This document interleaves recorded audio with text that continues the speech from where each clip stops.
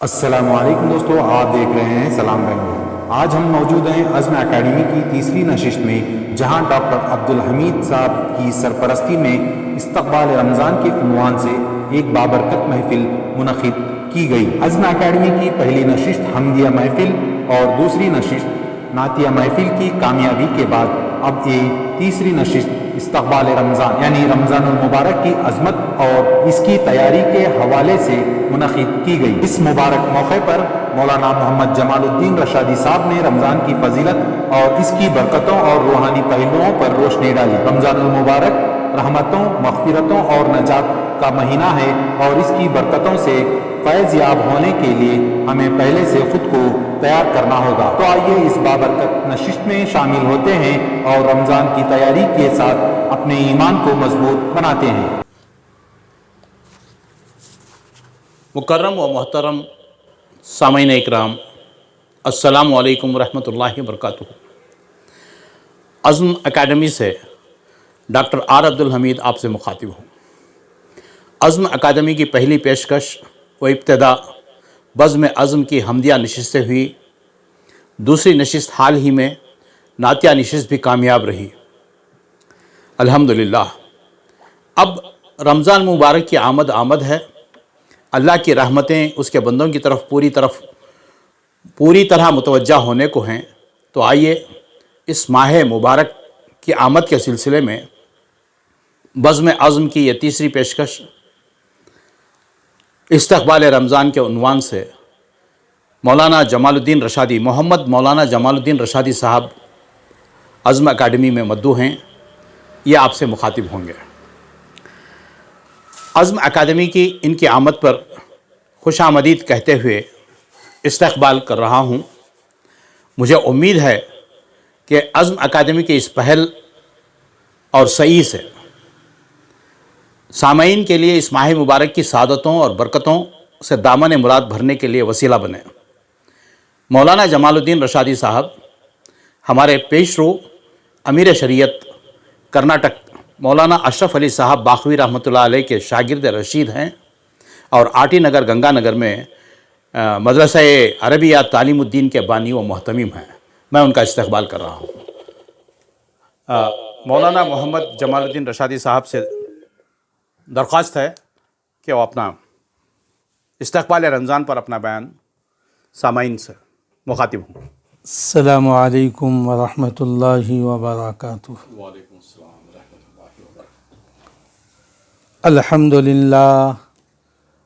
الحمد للہ نحمده ونستعینه ونستغفره ونؤمن به ونتوکل علیہ ونعوذ باللہ من شرور انفسنا ومن سیئات اعمالنا، من يهده الله فلا مضل له ومن يضلله فلا هادي له، ونشهد أن لا إله إلا الله وحده لا شريك له، ونشهد أن سيدنا نبينا ومولانا محمدا عبده ورسوله صلى الله عليه وعلى آله وأصحابه وبارك وسلم تسليما كثيرا كثيرا، أما بعد، قال الله تبارك وتعالى: أعوذ بالله من الشيطان الرجيم، بسم الله الرحمن الرحيم، شهر رمضان الذي أنزل فيه القرآن هدى للناس وبينات من الهدى والفرقان، فمن شهد منكم الشهر فليصم، ومن كان مريضا أو على سفر فعدة من أيام أخر، يريد الله بكم اليسر ولا يريد بكم العسر، ولتكملوا العدة ولتكبروا الله على ما هداكم ولعلكم تشكرون، صدق الله العظيم۔ یہاں تشریف فرما الحاج ڈاکٹر آر عبدالحمید صاحب دامہ اقبالہم صدر عزم اکیڈمی بنگلور اور دیگر اصحاب علم و فضل، بزرگان محترم، نوجوانان اسلام، دینی ایمانی بھائیوں، اللہ تبارک و تعالی کا بے انتہا فضل و کرم، اس کا انعام و احسان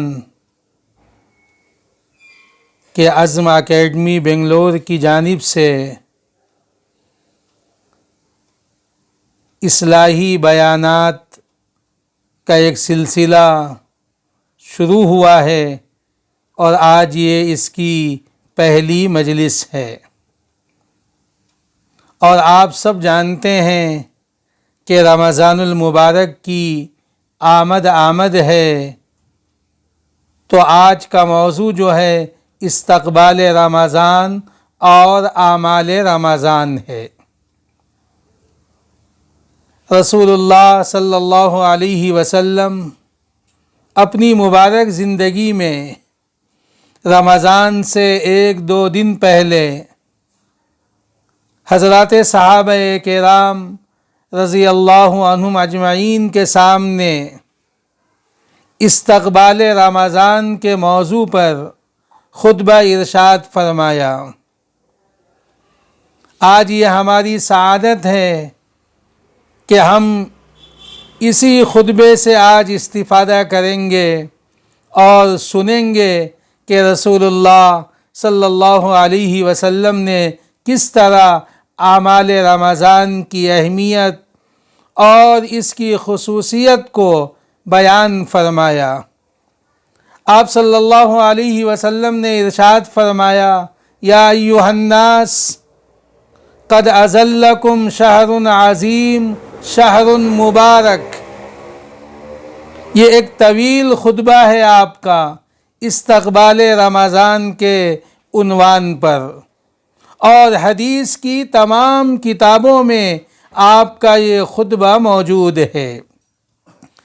آپ صلی اللہ علیہ وسلم نے فرمایا، اے لوگو، تم پر ایک ایسا مہینہ سایہ فگن ہونے والا ہے، ایسا مہینہ آنے والا ہے، رمضان کا مبارک مہینہ، جو مہینہ بابرکت ہے، باعظمت ہے، مقدس ہے، رحمتوں والا ہے، برکتوں والا ہے، سعادتوں والا ہے، نعمتوں والا ہے، خوبیوں والا ہے، مومن کے حق میں مغفرتوں والا ہے۔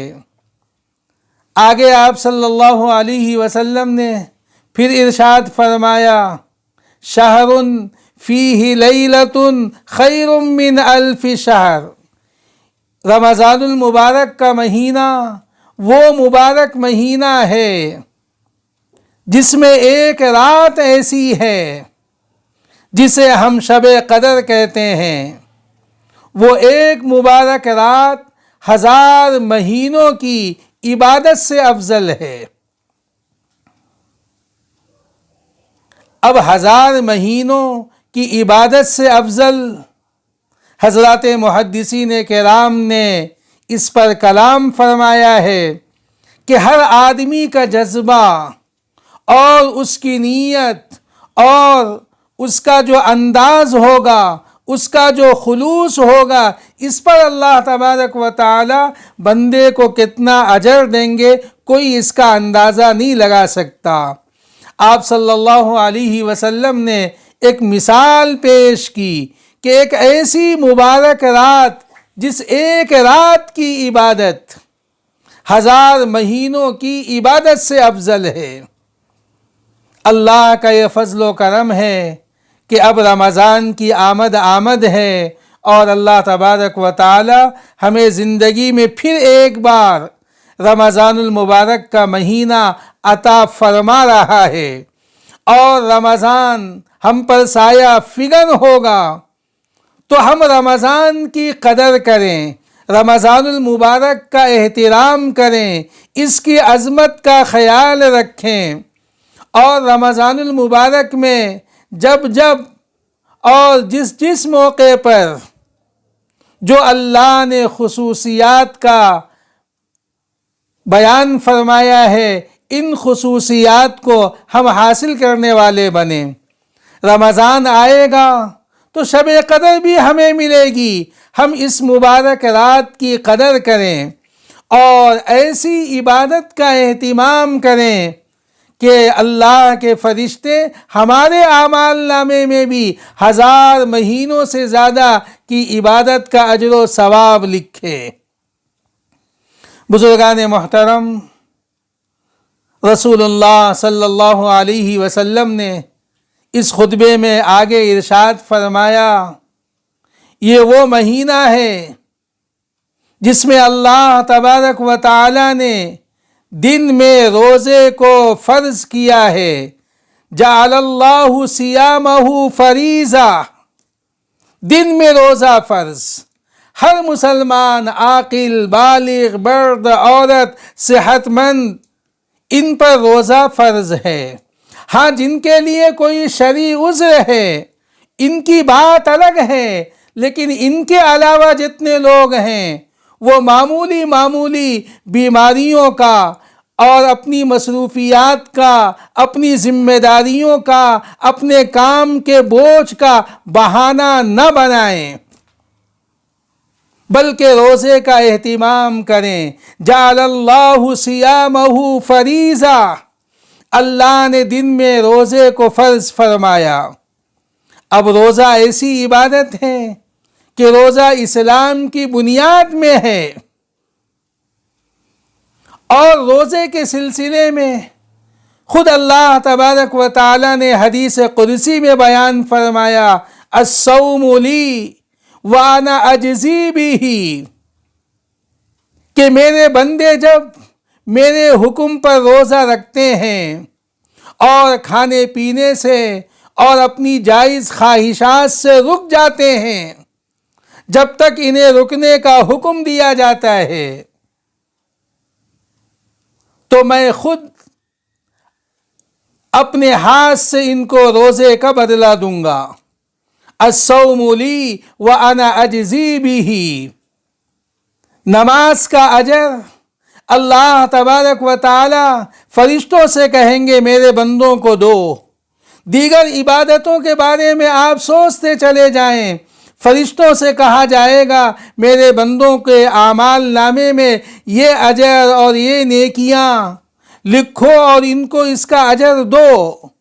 لیکن جب روزے کی بات آئے گی، اللہ تبارک و تعالی اپنے بندے کو خود روزے کا بدلہ دیں گے، اور جب اللہ اپنے بندے کو خود بدلہ دے تو وہ انعام کیسا ہوگا اور وہ فضل کیسا ہوگا جس کا ہم اندازہ نہیں لگا سکتے۔ اور ایک روایت میں یہ ہے کہ الصوم لی وانا اجزا بہ، کہ جب بندہ میرے لیے روزہ رکھتا ہے تو میں خود روزے کا بدلہ ہوں۔ ایک روایت میں کہ میں خود بدلہ دوں گا، اور ایک روایت میں کہ میں خود بدلہ ہوں۔ یعنی بندے نے روزہ کیا رکھا؟ اپنے رب کو پا لیا۔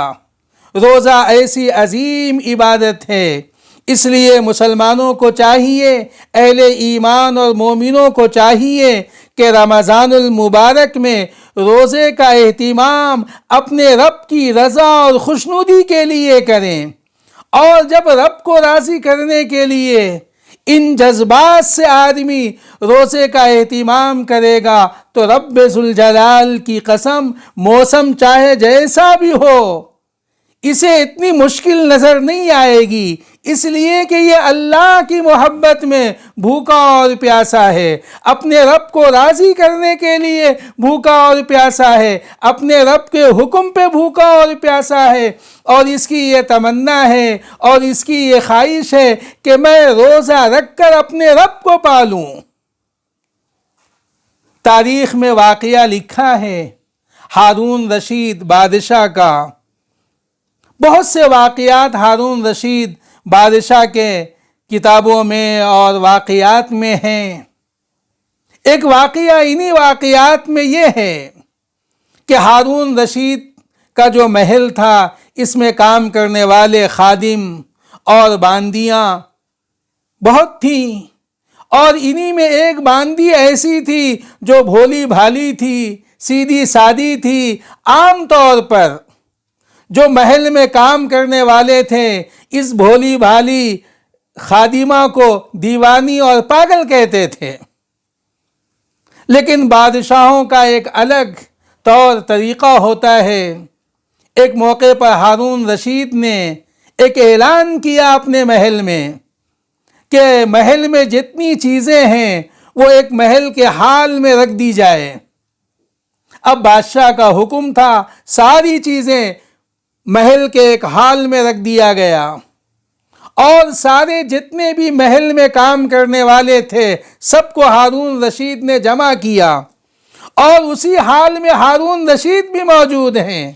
اب انہوں نے اعلان کیا کہ اتنی دیر میں مثال دے رہا ہوں 1 گھنٹہ، کہ 1 گھنٹے میں اس حال میں جو چیزیں ہیں، جو جس چیز کو چاہے لے کر چلا جائے اس کی ہو جائے گی۔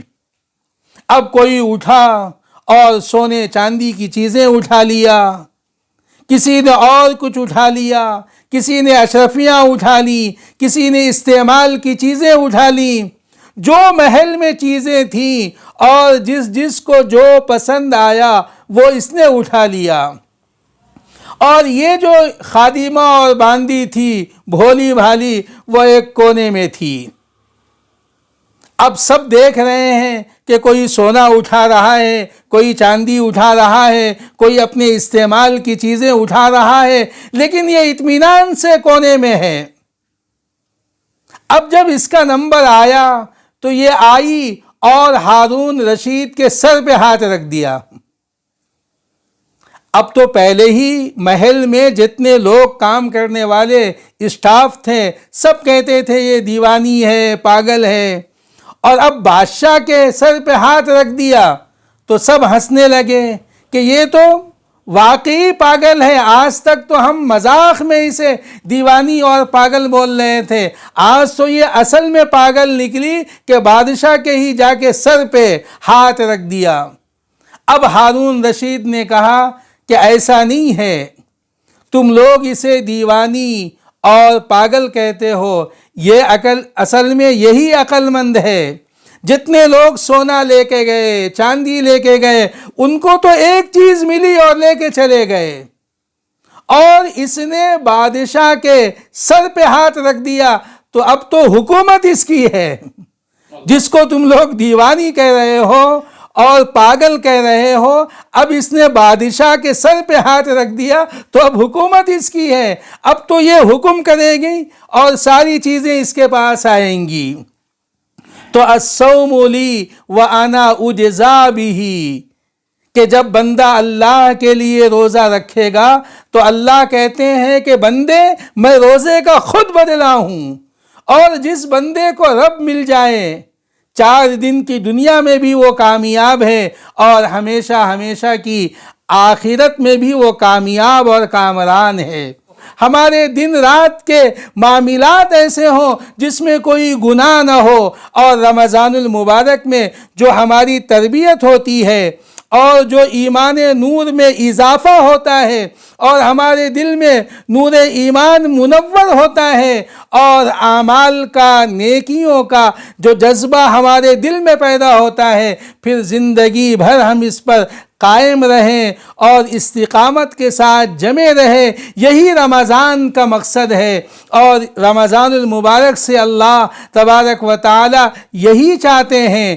قرآن مجید میں جہاں اللہ نے روزے کے فرائض کا حکم دیا تو وہاں یہی فرمایا، یا ایھا الذین آمنوا کتب علیکم الصیام کما کتب علی الذین من قبلکم لعلکم تتقون، کہ ہم چاہتے ہیں کہ رمضان اور روزہ اور اعمال رمضان کے ذریعے سے تمہارے اندر تقوی پیدا ہو جائے، اور پھر تم اسی پہ قائم رہتے ہوئے اپنی بقیہ زندگی بھی گزارو۔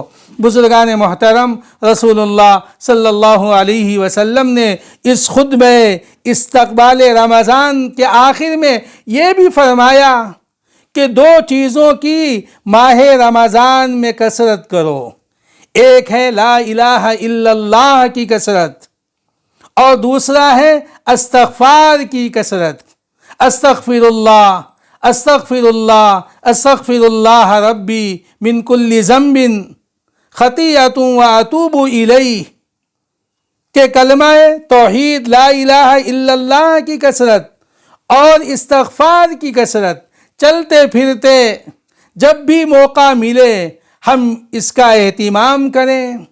اور پھر آپ صلی اللہ علیہ وسلم نے ارشاد فرمایا کہ ایک چیز اللہ سے مانگو اور ایک چیز سے پناہ چاہو۔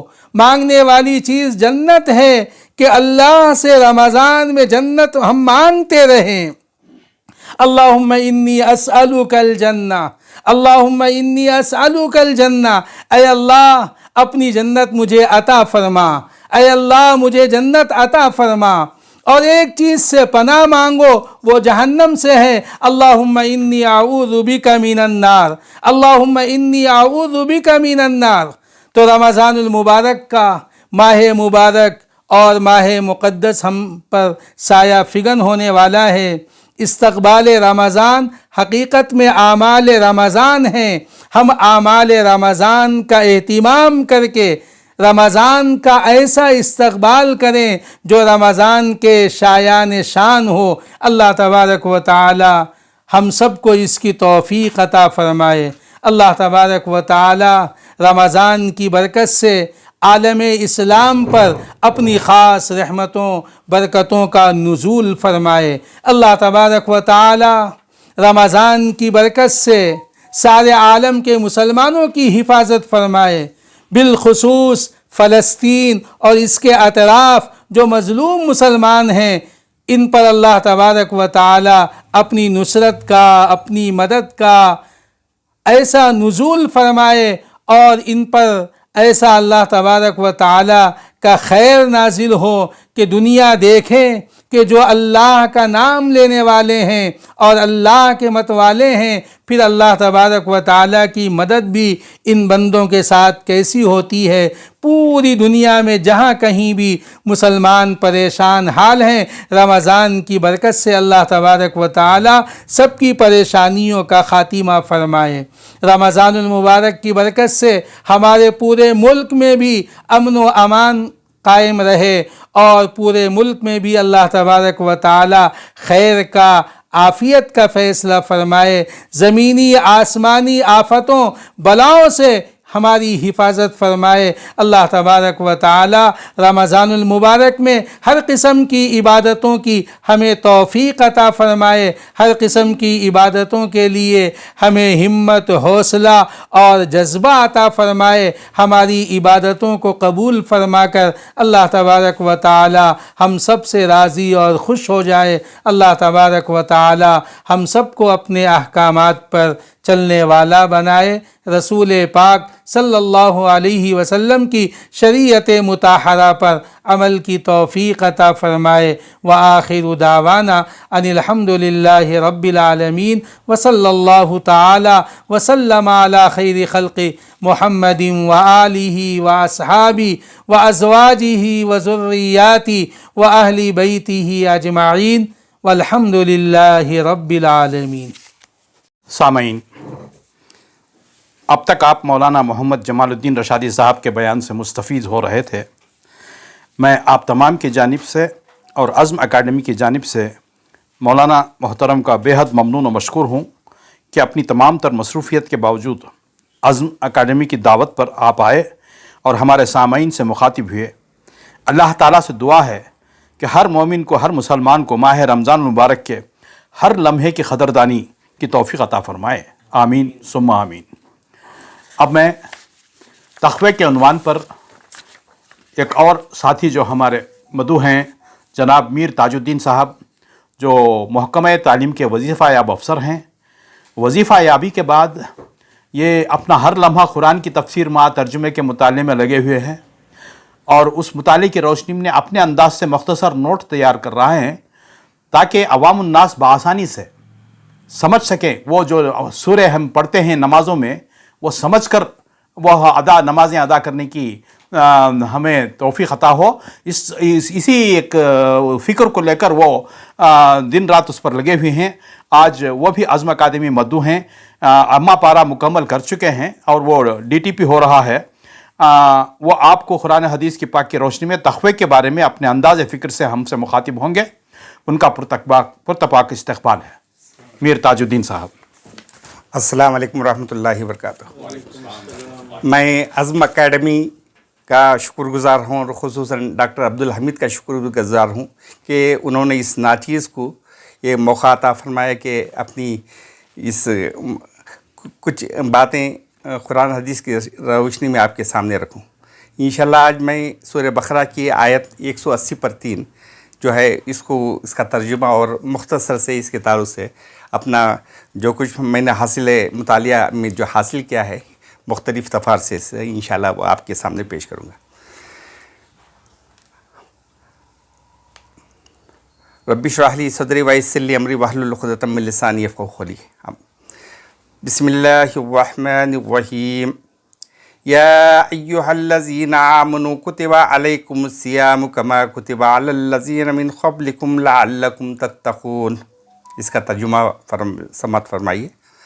اے لوگو جو ایمان لائے ہو, تم پر روزے فرض کیے گئے ہیں جیسے تم سے پہلے لوگوں پر فرض کیے گئے تھے تاکہ تم پرہیزگار بن جاؤ. صدق اللہ العظیم. روزے کو عربی میں صوم کہتے ہیں اور اس کی جمع صیام ہے. صوم کے لغوی معنی یعنی ڈکشنری میننگ ہے کہ رکنا, خاموش ہو جانا. اس کے شرعی معنی ہیں کہ اذان فجر سے لے کر غروب آفتاب تک کھانے پینے اور ازدواجی تعلقات قائم رکھنے جیسے جائز اور ہر ناجائز کام سے اللہ تعالیٰ کی رضا کے لیے اپنے آپ کو رکے رہنا. روزہ ایک منفرد اخلاقی اور روحانی کیفیت کا نام ہے اور روزے کی حالت میں کھانے پینے سے پرہیز کا مطلب بندوں کو خواہشات پر قابو پانے کا اہل بنانا ہے اور انہیں تقوی اور پرہیزگاری کے اوصاف پیدا کرنا ہے. روزہ رکھنے سے اہل ایمان کو اپنی شخصیت اور کردار مضبوط بنانے میں مدد ملتی ہے اور اس سے ان کے عزم وہ پختہ ہوتے ہیں اور ان کے دلوں میں غریبوں اور ناداروں کے ساتھ ہمدردی کے جذبات بھی بڑھ جاتے ہیں. روزے کے دوران جب انہیں بھوک پیاس لگتی ہے تو انہیں پتہ چلتا ہے کہ بھوک پیاس کے عالم میں انسانوں کے جذبات کیسے ہوتے ہیں. بھوک ایک روزہ دار کو اللہ تعالیٰ کی ان نعمتوں کا احساس دلاتی ہے جو اسے بھوک و پیاس مٹانے کے لیے عطا کی گئی ہے. اس سے انسان کے دل میں عنایت ربانی پر تشکر کے جذبات پیدا ہوتے ہیں. روزہ بندے میں صبر کو مضبوط کرتا ہے, قوت برداشت بڑھاتا ہے اور روزے سے پیدا ہونے والی قوت مزاحمت جسم کو کی کئی بیماریوں سے بچاتی ہے. اسے روزے کو نظام ہضم پر اور بوجھ میں کمی آتی ہے اور اس کا جسم اندر جمع شدہ فالتو مادوں سے بھی نجات پا لیتا ہے. جب رمضان المبارک کے روزے رکھے جاتے ہیں تو یہ خود کار نظام کے ذریعے سے ان مضر مادوں سے نجات مل جاتی ہے. رمضان المبارک میں اہل ایمان کو کھانے پینے اور ازدواجی تعلقات کی لذتوں سے اجتناب کرنے کی وجہ سے اللہ تعالیٰ کی قربت اور خوشنودی حاصل ہوتی ہے اور انہیں چاہیے کہ وہ ان کے ذریعے تقوی اور پرہیزگاری کے اعلیٰ مدارج طے کر لیں. اللہ تعالیٰ نے امت محمدیہ پر اللہ کے نظام کو قائم کرنے, اس کے ذریعے نوع انسانی کی قیادت کرنے اور انسانوں کے سامنے حق کی گواہی دینے کے لیے جہاد فی سبیل اللہ کی اہمیت بتا دی گئی ہے اور ان لوگوں پر روزہ فرض ہے. روزہ ہی انسان میں محکم ارادے کا نشو و نما ہو سکتا ہے. روزہ ہی وہ مقام ہے جہاں بندہ اپنے رب سے اطاعت کے ساتھ مربوط ہو سکتے ہیں. روزہ ہی وہ عمل ہے جس کے ذریعے انسان تمام جسمانی ضرورتوں پر قابو پاتا ہے اور تمام دشواریوں زحمتوں کو صرف اللہ کی خوشنودی کے خاطر برداشت کرتا ہے اور چاہتا ہے کہ اس کا رب اس سے راضی ہو جائے. حقیقت یہ ہے کہ ساری دنیا میں ہر جگہ مرغوبات نفس موجود ہیں, ہر جگہ کانٹے بکھرے پڑے ہیں. راستے پر چلنے والوں کو ہزارہا صدائیں مسلسل اٹھتی رہتی ہیں. مشقتوں صعوبتوں کو برداشت کرنے کے لیے نفوس انسانی کی تیاری کے مقصد کے لیے روزہ لازمی شے ہے۔ اس کے ذریعے مالک کائنات چاہتا ہے کہ زمین میں وہ اپنی ذمہ داری ادا کرے، اس لیے اس کو تربیت دی جائے۔ حالانکہ دنیا کے سائنسدانوں نے اس کے بے شمار طبی اور دنیاوی فائدے بتلائے ہیں، روزے کا اصل مقصد یہ ہے کہ اس دھرتی میں پر بندہ اپنے مالک کا ہو جائے، اس کو اس کے مالک پر پورا یقین کامل ہو، اور اس کے وعدے سچے ہیں اور اس کی تعلیمات سارے انسانوں کی بہبودی کے لیے ہیں۔ سورہ بقرہ مدنی صورت ہے اور روزے کی فرضیت 2 ہجری شعبان کو ہوئی، اور اس وقت بھی جنگ بدر ابھی واقع نہیں ہوئی تھی۔ اس وقت پر اس آیت کا نزول ہوا۔ اسلام کے اکثر احکام کی طرح روزے کی اہمیت بھی بتدریج آہستہ آہستہ عائد کی گئی۔ نبی کریم صلی اللہ علیہ وسلم نے ابتدا میں مسلمانوں کو صرف ہر مہینے میں 3 روزے رکھنے کی ہدایت فرمائی۔ یہ روزہ فرض نہ تھے۔ پھر 2 ہجری میں رمضان کے روزوں کے حکم نازل ہوا۔ پھر اس میں رعایت تھی کہ جو لوگ روزے کی مشقت کو برداشت کرنے کی طاقت نہ رکھتے ہوں پھر روزہ نہ رکھیں، وہ ہر روز روزے کے بدلے میں ایک مسکین کو کھانا کھلایا کریں۔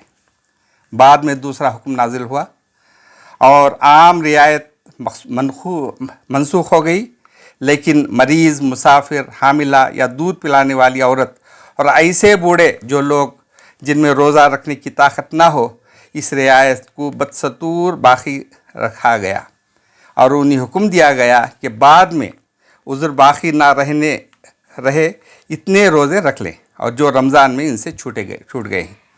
روزے کی غایت کیا ہے؟ لعلکم تتقون، امید، لعلکم، شاید کہ اللہ تعالیٰ تمہیں تقوی عطا فرمائے۔ اس آیت سے روزے کا اصل مقصد بیان ہوتا ہے۔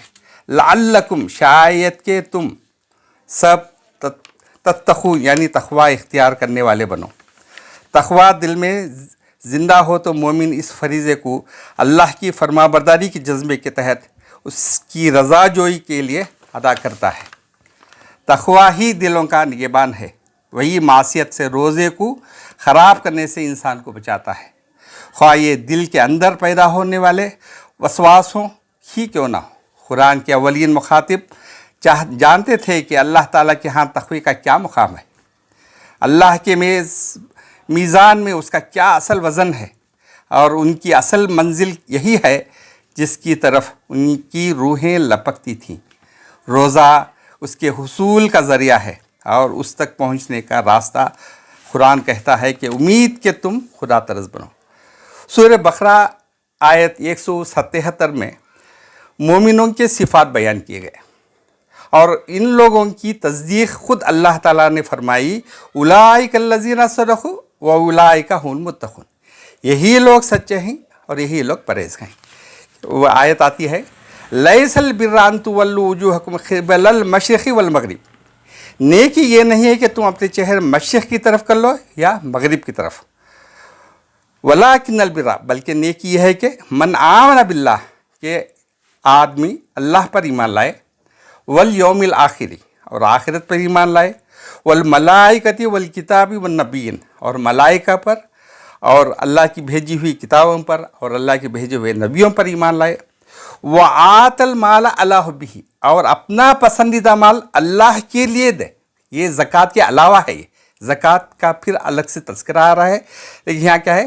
وآت المال علی حبہ، اللہ کی محبت میں اپنا مال دے، ذوی القربیٰ، کسے اپنے قرابت داروں کو، رشتہ داروں کو، والیتامیٰ، یتیموں کو، والمساکین، مساکین کو، وابن السبیل، اور مسافروں کو، والسائلین وفی الرقاب، نیز مدد کے لیے ہاتھ پھیلانے والوں پر اور غلام کی رہائی پر، واقام الصلاۃ، اور نماز قائم کرے، پھر وآت الزکاۃ، اور زکوٰۃ ادا کرے، والموفون بعہدہم، یہ اصل بات ہے کہ نیک وہ لوگ ہیں جب عہد کریں تو اس کو وفا کرے، والصابرین، اور تنگی میں اور مصیبت میں، فی البأساء والضراء، اور صبر کرے، تنگی میں اور مصیبت میں وہ صبر کرے، وحین الباس، اور حق و باطل کی جنگ میں صبر کریں، اولئک الذین صدقوا واولئک هم المتقون، یہی لوگ سچے ہیں۔ اللہ کہتا ہے کہ یہی لوگ سچے ہیں، یہی لوگ متقی ہیں۔ اللہ تعالیٰ آنے والے رمضان میں ہم زیادہ سے زیادہ تقوی تقوی ہمیں عطا فرمائے، قرآن کو زیادہ سے زیادہ پڑھنے، سمجھنے اور اس پر عمل کرنے کی توفیق عطا ہے، تاکہ جیسا قرآن میں آتا ہے کہ ولی تکبر اللہ ما ہداکم ولعلکم تشکرون، تاکہ ہم اللہ کا صحیح شکریہ ادا کریں اور اللہ کی بڑائی کو دنیا میں غالب کریں۔ امید کہ یہ باتیں اگر اس میں کچھ غلط کچھ ہو گیا تو اسے معاف فرمائیں۔ ماشاء اللہ، میر تاج الدین صاحب نے تقوی کے بارے میں بہت اچھے انداز سے اپنے نقطۂ نظر کو، اپنے فکر کو ہمارے سامنے رکھا ہے۔ اللہ تعالیٰ ہر مسلمان کو جو ہے تقوی اختیار کرنے اور اس ماہ مبارک کے ہر لمحے کو باقاعدہ اس کی قدردانی کرنے کی توفیق عطا فرمائے۔ میں آخر میں حافظ صاحب سے درخواست کرتا ہوں کہ ایک مختصر دعا کے ساتھ آج کی اس مجلس کا اختتام۔ الحمد للہ رب العالمین، اللہم صلی علی سیدنا و مولانا محمد وعلی آل سیدنا و مولانا محمد وبارک وسلم۔ ربنا آتینا فی الدنیا حسنہ وفی الآخرۃ حسنہ وقنا عذاب النار۔ یا ارحم الراحمین، یا اکرم الاکرمین، یا غیاث المستغیثین، یا قاضی الحاجات، یا حل المشکلات، یا رفیع الدرجات، یا ذو القوة المتین، یا ذو الجلال والاکرام، یا رب السماوات والارض، یا رب المشارق والمغارب، یا رب العالمین، یا رب العالمین، یا رب العالمین، یا رحمان یا رحیم، یا حی یا قیوم، یا لطیف یا ودود، یا عزیز یا سلام، یا وکیل یا حفیظ، برحمتک نستغیث یا ذا الجلال والاکرام۔ اللہم فقہنا فی الدین وعلمنا القرآن الحکیم۔ اللہم انا نسألک العفو والعافیہ فی الدنیا والآخرہ۔ بڑھاپا ہے چلا ہوں سوئے طیبہ، بڑھاپا ہے چلا ہوں سوئے طیبہ، لرزتا لڑکھڑاتا سر جھکائے،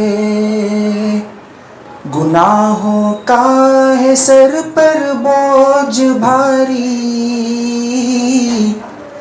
گناہوں کا ہے سر پر بوجھ بھاری، پریشان ہوں اسے اب کون اٹھائے۔ کبھی آیا جو آنکھوں میں اندھیرا، تو چکرا کر قدم بھی ڈگمگائے۔ کبھی آیا جو آنکھوں میں اندھیرا، تو چکرا کر قدم بھی ڈگمگائے۔ کبھی لاٹھی کبھی دیوار پکڑی، کبھی پھر بھی قدم جمنے نہ پائے۔ بڑھاپا ہے چلا ہوں سوئے طیبہ، لرزتا لڑکھڑاتا سر جھکائے۔ نہ بیٹا ہے نہ پوتا ہے نہ بھائی، کوئی گھر کا نہیں جو ساتھ جائے۔ نہ بیٹا ہے نہ پوتا ہے نہ بھائی، کوئی گھر کا نہیں جو ساتھ جائے۔ نہیں کچھ آرزو اب واپسی کی، نہیں کچھ آرزو اب واپسی کی، وہیں رکھے خدا واپس نہ لائے۔ بڑھاپا ہے چلا ہوں سوئے طیبہ، لرزتا لڑکھڑاتا سر جھکائے۔ گناہوں کا ہے سر پر بوجھ بھاری، پریشان ہوں اسے اب کون اٹھائے. اے اللہ اس موقع پر ہم نے جو مانگا ہے وہ ہمیں عطا فرما، جو مانگنے سے رہ گیا ہے وہ سب کچھ عطا فرما. اے اللہ ہماری ان دعاؤں کو محض اپنے فضل و کرم سے سرکار دو عالم صلی اللہ علیہ وسلم کے صدقے طفیل میں قبول فرما. ربنا تقبل منا انك انت السميع العليم وتب علينا انك انت التواب الرحيم. وصلى الله تعالى وسلم على خير خلقه محمد وعلى آله وأصحابه وأزواجه وذرياته وأهل بيته أجمعين. سبحان ربك رب العزة عما يصفون وسلام على المرسلين والحمد لله رب العالمين.